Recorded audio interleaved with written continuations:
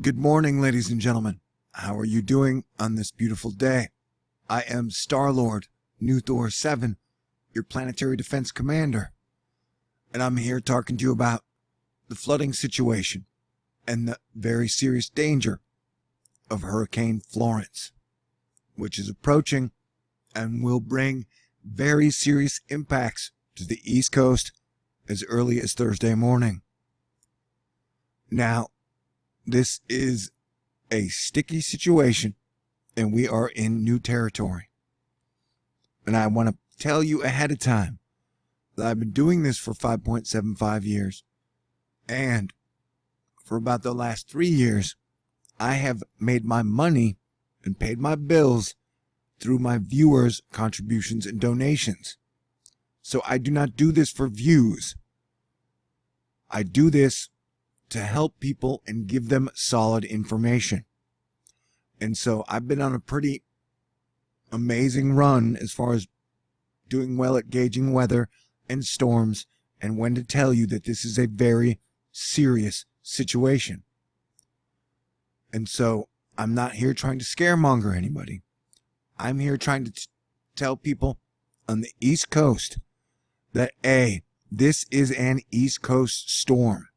We don't know yet where it is going 100%. Mother Nature has been pulling some curveballs, knuckleballs, fastballs, and sliders on us lately.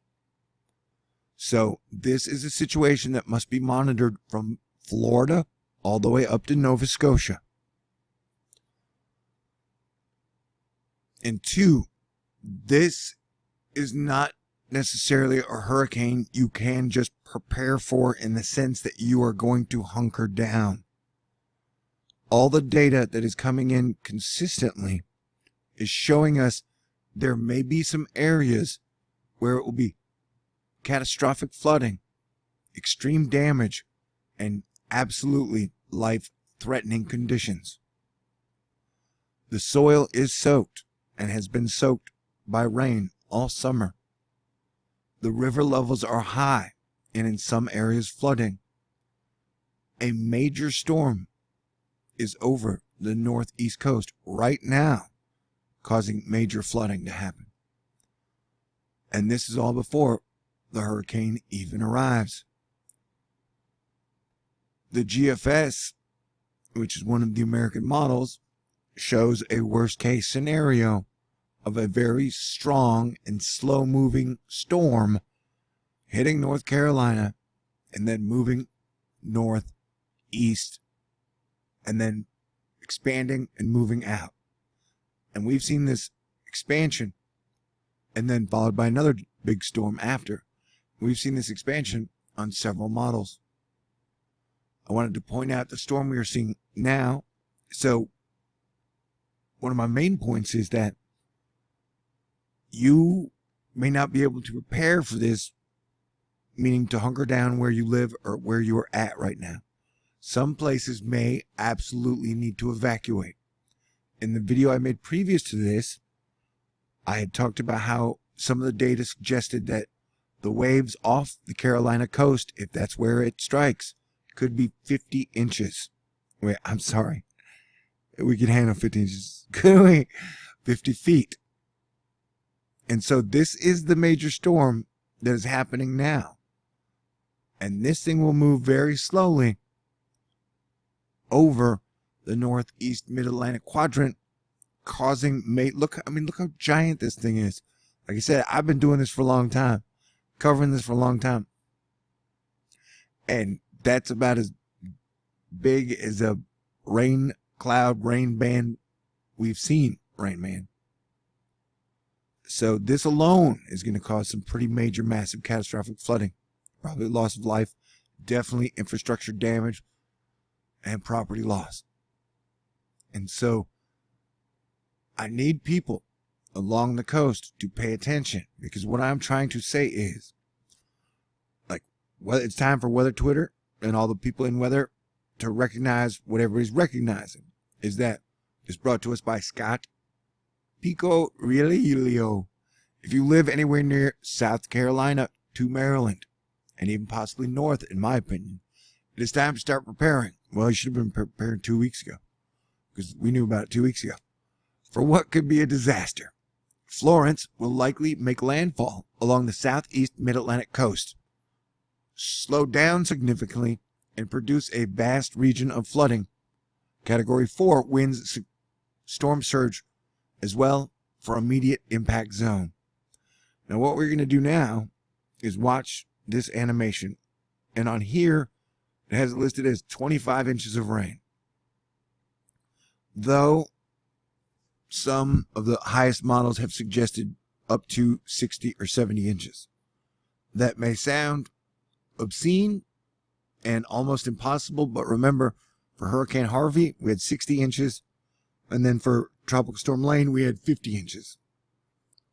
And so if you have 48-foot waves, if you have up to 20 feet of storm surge, now remember with Hurricane Katrina, we had 26 feet of storm surge, and that is where the ocean itself surges onto land. That what we can see building here is a potentially catastrophic, deadly, mass casualty flooding event unfolding. And my fear is that the models have been bad, and that this track will be actually different than what we are all planning and preparing for, which is why we have to continue to pay attention to it.